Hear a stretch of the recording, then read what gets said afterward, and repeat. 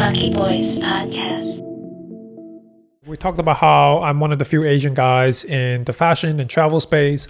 And that's definitely how I feel when I'm at all these events in New York.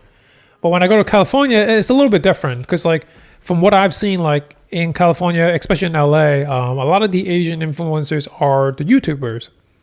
And I've also noticed that, like, it's a whole different community. It feels like a different bubble there. Is it really? How so? Because I've heard of something along that same. Yes, absolutely. Oh wow. I mean, like, number one, there are definitely more YouTubers out there. I think like it's a much bigger YouTube community, and maybe because they've been doing it for so long that like it's like a different Asian creator bubble. That's how I feel.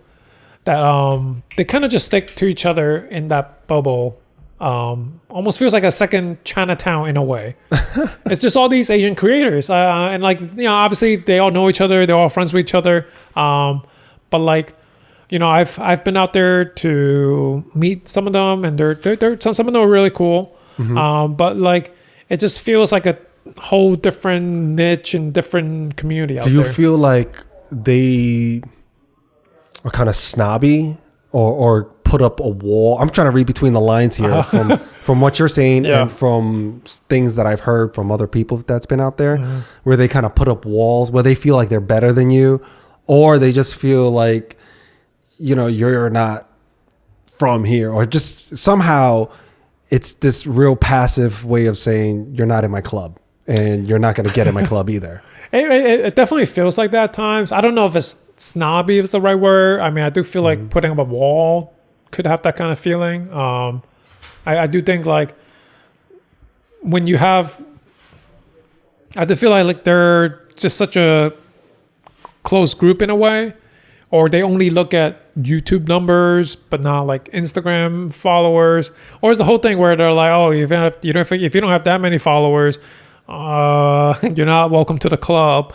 So they're very tribal. It feels like it from the outside, you know, and that's just from some of my small experience with that. But that's also what I've heard, like in California in general. It's just like they have their own thing, like the way that it's all spread out. Like, you know, they stay within their own bubbles and things like that. What you were saying earlier about the numbers, like where IG. I mean, you were just saying that yourself, where hey, you know, you got to look at it like a business, right? If I have a million followers or a million people of an audience, and you only have 1,000, then what are we doing here? I think that's one of the bad parts of social media, is a lot of like, what can you do for me? So it is transactional, you feel, right? I mean, there's definitely a big part of that.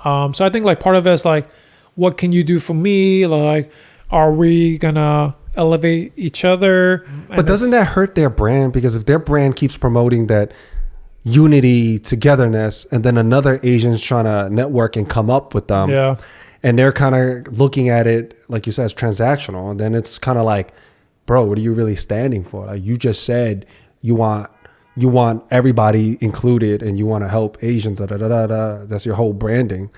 And then when an Asian actually does come up to you, you're like, you know, I'm better than you. I'm a bigger business. I'm a bigger company. Yeah. And you're smaller.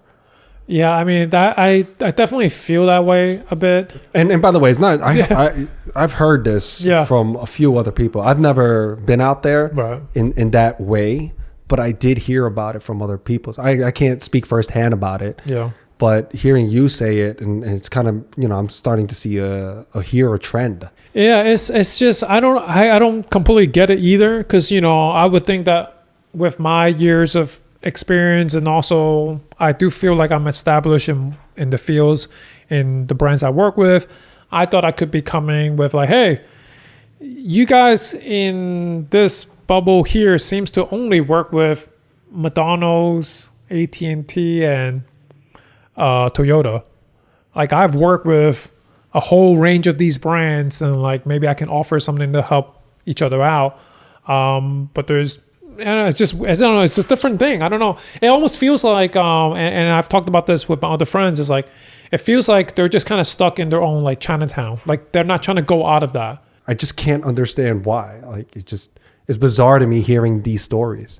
Because when I have a different, and I'll just tell you what's bizarre, because from my perception and many others that's fans or watch their stuff, I would think, yo, this person's cool as heck, man. It'd be fun to hang out with. They seem funny. They seem real chill.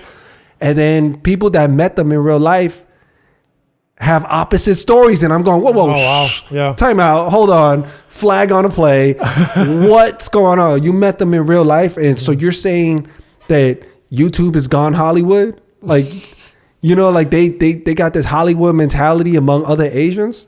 I like to give the benefit of the doubt of like they're kind of stuck in their own little community, their own bubble.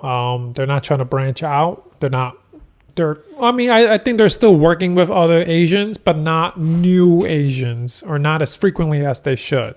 Okay. And like I always think it's funny how just look at their sponsors' work. It's funny, they only work with certain sponsors, or only certain sponsors reach out to them because they're Asian.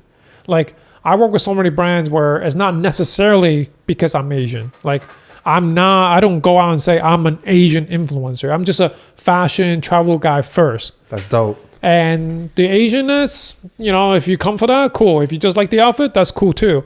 But like, you know, it was never like that was the main only thing, you know? And like, I don't know how to explain it in the right way, but it's like, you know, when I'm in these rooms, I'm the only Asian guy. It's very different from these guys where they're only in the Asian community. I just find it so strange. The best way I can relate to this in a different way is because I'm an immigrant. So like growing up as an immigrant in New York is a very interesting Asian experience, because not only do I have to deal with different kids from different background, I have to deal with ABCs, like American born Chinese.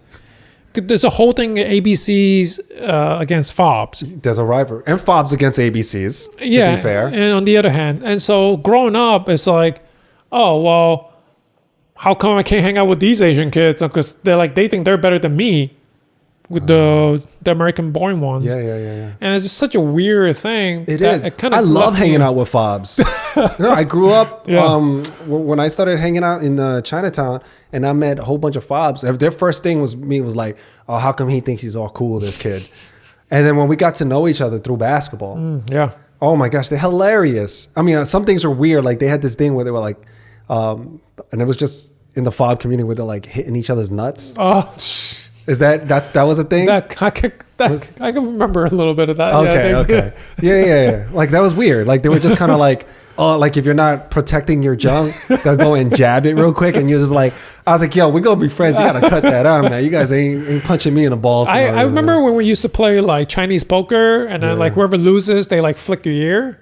I don't know if that's a thing, but like that was something that I play with my friends, but I love other FOBs. Yeah, I love hanging out with the FOBs, man. It's like, number one, it exercises my Chinese. Oh yeah, right.